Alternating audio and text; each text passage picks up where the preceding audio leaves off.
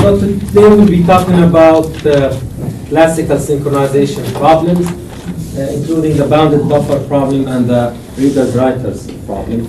Last time we started talking about the bounded buffer problem, and in fact we described the solution, but we will have to, I'm going to review it again because we would like to understand it very well and compare it with another solution.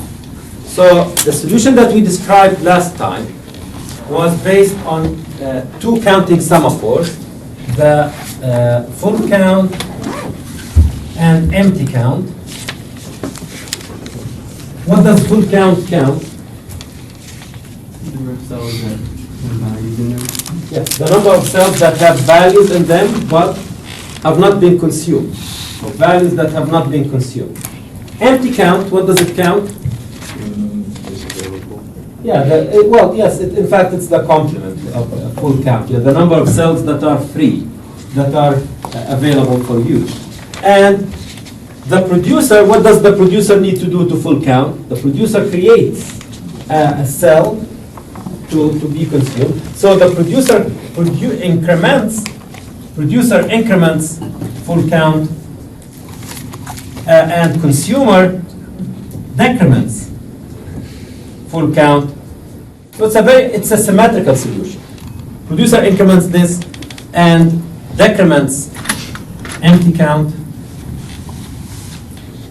and consumer decrements full count and increments full count, empty count. Now, in the semaphore language, increment means wait or signal. Signal. Increment is signal or pause. Decrement is wait. Because the semantics of wait is check if an instance of the resource is available. If 0 instances are available, wait until an instance becomes available. Then when an instance becomes available, take an instance and decrement the count. While signal means release an instance. Signal, release an instance. So releasing an instance is going to increment the counter. And here, decrement is wait and increment is signal.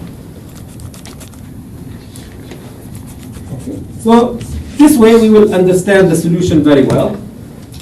So on the producer side, it waits on empty count. It waits if the number of empty cells is 0, which means the buffer is 0. Now, note here that we are filling the buffer completely.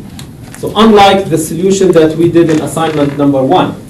In assignment number 1, we could only fill buffer size -1. Here we are filling the buffer completely. The producer will wait only if the number of empty cells is 0. And it will signal full count because it's making one more item available for consumption. Okay, and the consumer does the opposite. Now, why do we need this mutex to protect access to the in and out variables? So last time we said that we need this mutex under what condition? Yeah. There's multiple producers. Yeah, exactly. There are multiple producers. If there is a single producer and a single consumer, we will not need this. But like in assignment number 1, we didn't need to protect in and out with semaphores or locks. We didn't use any semaphores or locks in assignment number 1 because there is a single producer and a single consumer, and only one process can be modifying each of these two variables. So in can be modified only by the producer, out can be modified only by the consumer. So you need protection only if you have multiple producers or multiple consumers. Oh, so all of this is a review for what we did last time. And the last thing that we looked at last time is this solution that looks simpler and more intuitive. The counting semaphore solution is very logical, and it makes perfect sense once you understand it or once someone describes it for you. But it's not as intuitive as this one. It's not as simple as this one. This solution is based on what we started with in the beginning of chapter 5 when we introduced the critical section problem. We said, okay, in order to check if the buffer is full or empty, all what we need is a counter that counts the number of items in the buffer. And the producer needs to wait if the value of that counter is equal to the buffer size. Consumer has to wait if the value of the counter equals 0, and that's all. And all what we need is protecting access to that shared variable using a lock or a semaphore. So this solution is a simpler and more intuitive solution, and in fact it's correct. But now the question is, what are the disadvantages that you see in this solution? So there are at least 2 major disadvantages in this solution relative to the other solution.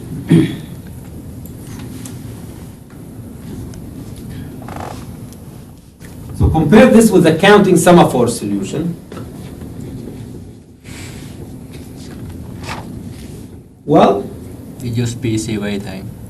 well, exactly. That's the major disadvantage. So this guy, while this is a busy waiting loop, why is busy waiting bad? Waste CPU time. Yeah, it wastes CPU time. While in the counting semaphore solution, we didn't have this busy waiting. There is no busy waiting loop. Where is the waiting here happening? Where is the waiting here? Where are we waiting? Well, where's the word wait? It's, yeah, waiting for the semaphore. But why is it better than wait the busy waiting loop? Put in Yeah. the list. Yes. Won't be using CPU time until it gets Yeah. it's able Because to. this kind of waiting doesn't waste CPU cycles. Waiting here puts the waiting process in the waiting state.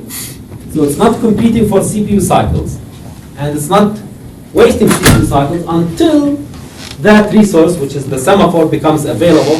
And when that becomes available, one of the waiting processes will be placed in the ready queue. Okay?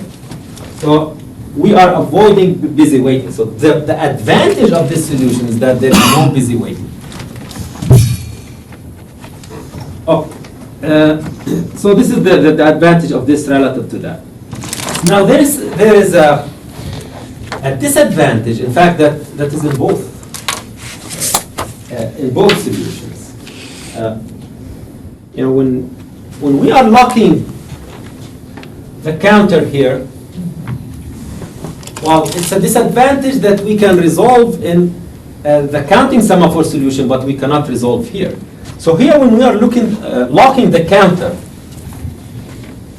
this means that only one process can be here at any given point in time. So if a producer locks this, the consumer will not be able to touch it.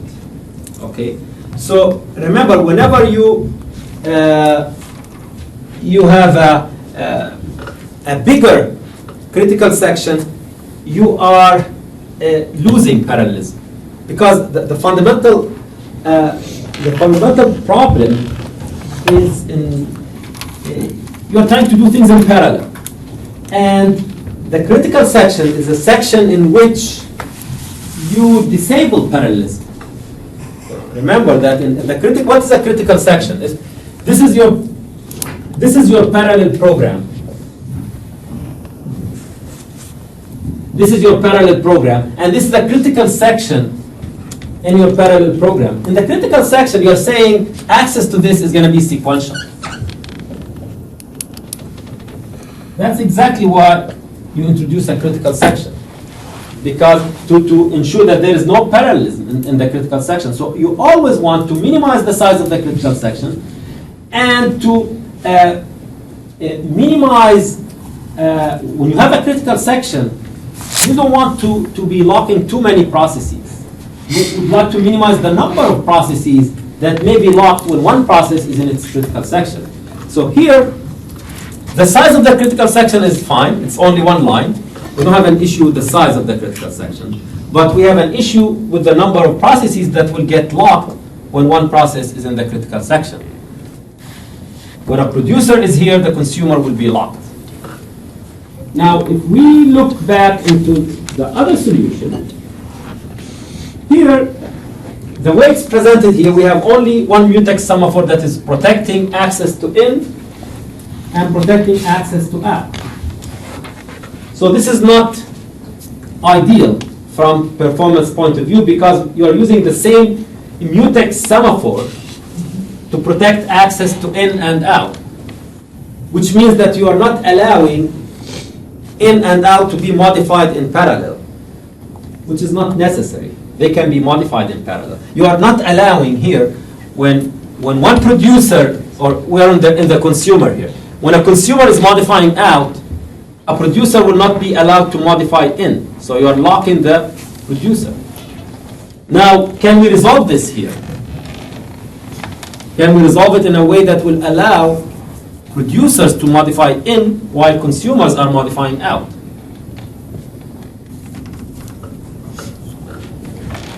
There's an obvious solution. Use a second Yes. mutex. Use second mutex. Yeah, use another mutex.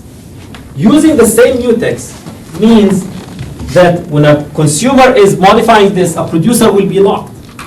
But if you use two different mutex semaphores, then when a consumer is modifying this, a producer may proceed and modify in.